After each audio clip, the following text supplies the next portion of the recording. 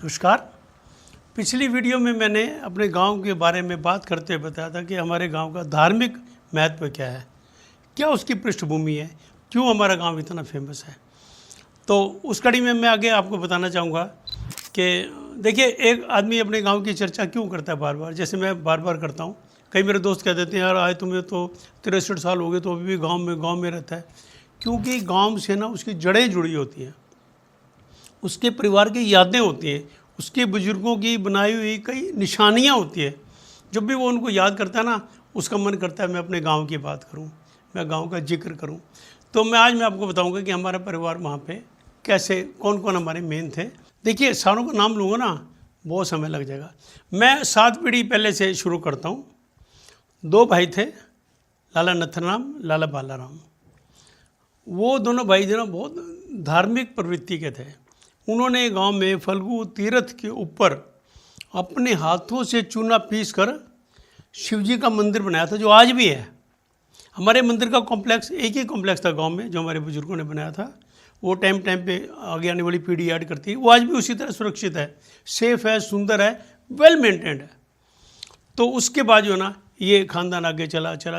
फिर एक बड़ी धार्मिक और बड़े प्रभावशाली व्यक्ति लाला साहूमल पैदा हुआ है।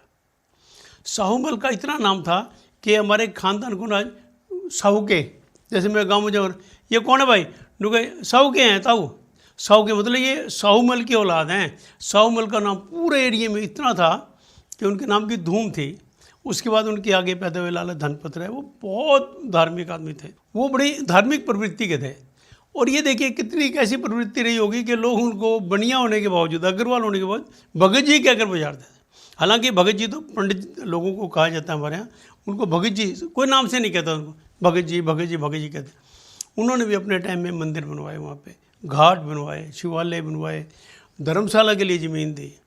और वो आगे आगे चले ना, फिर उनके आगे एक बहुत प्रतापी पुत्र पैदा हुआ, लाला सूरजभान। वो बहुत छोटी आयु लेके आए थे। कहते हैं जो बहुत बड़े लोग होते हैं ना, उनको आयु ज़्यादा नहीं मिलती। सूरजभान, उनके बारे में ये मशहूर है आज भी गांव में कि वो 6.25 फुट के थे, गोरे चिट्टे, वेल बिल्ट जिनको कहते हैं ना। और उनकी वो पाँव में नरी के जूते डालते थे, नरी की।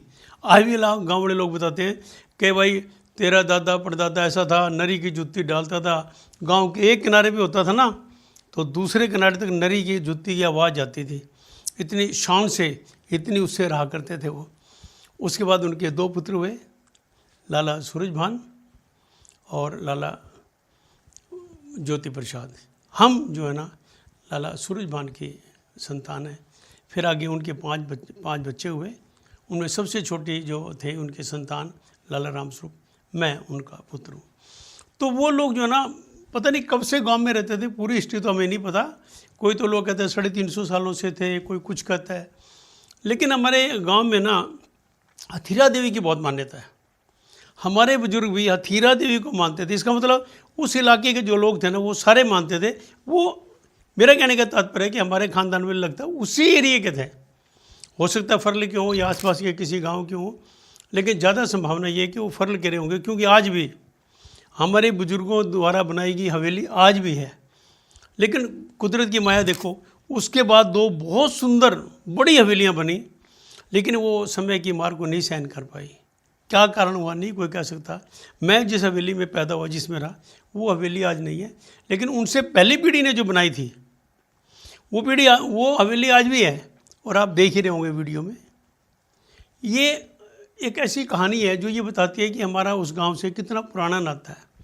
और ये लोग ना धार्मिक प्रवृत्ति के थे। आपने अपने टाइम में सबने वहाँ पे घाट बनवाए, मंदिर बनवाए, शिवालय बनवाए, धर्मशालाएँ बनवाई, कुएँ बनवाए। उस टाइम कुएँ बनाने का बहुत रिवाज था। हमारा गाँव ना बहुत ऊंचाई पे है, बहुत ऊंचाई पे है। अच्छा, मैं अगर हवेली की, जो हवेली हमारी गिर गई, उसकी लोकेशन बताऊँ ना, वो पूर्व की दिशा में थी। पूर्व दिशा में फल्गु तीर्थ है। क्योंकि वो धार्मिक प्रवृत्ति के आदमी थे, उन्होंने नई हवेली पूर्व दिशा में फल्गु तीर्थ के ऊपर बनवाई। और जो दूसरी हवेली थी हमारी, वो गांव में दूसरी साइड में थी, वो थी जाके दक्षिण की दिशा में। तो इस बीच में दो हवेलियाँ बनी। उनके बाद ये सिलसिला आगे चलता रहा, चलो समय का प्रभाव रहा। लेकिन मैं एक हवेली की बात जरूर बताना चाहूँगा जिसमें मेरा जन्म हुआ था। इतनी सुंदर हवेली थी, उसके दरवाजे देखो ना, फुलियाँ लगी हुई थी, फुलियाँ जिनको पीतल की फुलियाँ लगती है ना। और दिवाली के दिनों में मैं सबसे छोटा था परिवार, मेरी ड्यूटी लगती थी, नन्ना था मेरा नाम बचपन में, भाई नन्ने ये हवेली की जो चौखट है इनको तूने सरसों का तेल पिलाना है, पिलाना बोलते थे वो, लगाना नहीं, पिलाना। और ये देखो हमारी 3 जोड़ियाँ जो थी ना वो 1 किलो सरसों को तेल पी जाती थी। कितनी बढ़िया, मैं आज उसका वर्णन करूँ ना तो बस आप सोच के हैरान हो जाओगे। और जब वो हमारे परदादा ने बनाई तो उन्होंने गांव में ये बुनियादी करवाई, जो व्यक्ति 24 घंटे के अंदर इस हवेली के दरवाजे तोड़कर हवेली में घुस जाएगा ना, मैं हवेली उसके नाम कर दूंगा। कोई उसकी मजबूती देखकर या उनका जो पवित्र स्वभाव था उसको देखकर किसी ने उनके चैलेंज को स्वीकार नहीं किया। और मेरा जन्म उसी हवेली में हुआ है। उसमें ना नीचे एक साइड में 2 दरवाजे थे दुकान के, एक दरवाजा तो ऊपर वो बेड़े में जाता था ऊपर। 3 मंजिली हवेली थी, सुंदर चित्रकारी थी और उसके ऊपर पक्की कली होती थी, उसमें पक्की कली से चित्रकारी होती थी। जब तक वो रही हवेली वो चित्रकारी वैसी की वैसी रही। और नीचे जो दुकान थी ना उसके देखो क्या उस टाइम के मिस्त्री थे, कोई कारीगर नहीं था, कोई टेक्नोलॉजी नहीं थी, पर वो क्या बनाते थे। वहाँ जो हमारी सेफ की फिटिंग थी ना, क्योंकि अग्रवाल हैं और परमात्मा की कृपा से धन धान्य में भी समृद्ध थे, तो उसने ऐसी फिटिंग की कि कोई आदमी ये नहीं जज कर सकता था अंदर रह के सारा दिन भी कि इसमें सेफ की फिटिंग कहाँ पे है, तिजोरी कहाँ पे फिट है। चाहे सारा दिन बैठा रहे दुकान में। कारण क्या था, जो पहली जो खंड बोलते हैं, एक 12 वाला कमरा हो गया, फिर उसके अंदर कमरा, फिर उसके अंदर कमरा, उसको खंड बोलते हैं। पहला खंड, दूसरा खंड, तीसरा। तो दूसरे खंड का जो दरवाज़ा था वो जब खुल जाता था ना तो वो तिजोरी उसमें ढक जाती थी। जब वो बंद करते थे रात को तभी वो तिजोरी वो भी अंदर से नज़र आती थी, अंदर कोई होता नहीं था क्योंकि दरवाज़ा लग जाता था, तो कोई नहीं ढूंढ पाया। और मैंने वो तिजोरी देखी ना, मेरे को आज भी याद है कि आज भी ऐसी सुंदर ऐसी मजबूत तिजोरी देखने में नहीं मिलेगी जिसके अंदर इनबिल्ट लॉक थे। उस तिजोरी में 12 लॉक थे और कितनी मजबूत रही थी इसका तो आप अंदाज़ा लगा ही सकते हो, क्योंकि उस ज़माने में जो लोहे की जो क्वालिटी थी ना वो कैसी रही होगी। तो 3 मंजिली हवेली में गर्मियों में हम सबसे ऊपर वाली छत पे खाना बनाया करते थे, रसोई वहाँ होती थी। सर्दियाँ होती तो 20 वाली मंजिल पे आ जाते थे, वहाँ रसोई सजा करती थी। और हमारे यहाँ ना जो पशु थे, पशु हर एक घर में होते थे, हमारे भी 10-12 पशु होते थे, 2 तो बैल ही होते थे बहुत सुंदर, उनके लिए बाड़ा अलग से होता था।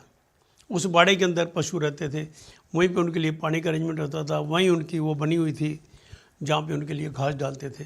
तो इस तरह करके और काफ़ी कुछ बातें हैं, लेकिन अगर मैं इसको बहुत आगे तक लेके जाऊँगा तो फिर ये बहुत लंबी हो जाएगी और हमारा ये सिलसिला बहुत आगे तक चलने वाला है। तो मैं आपको कहूँगा कि आप इसमें मेरे साथ जुड़े रहिए और इन वीडियोज़ को देख के मेरा उत्साहवर्धन करते रहिए। नमस्कार।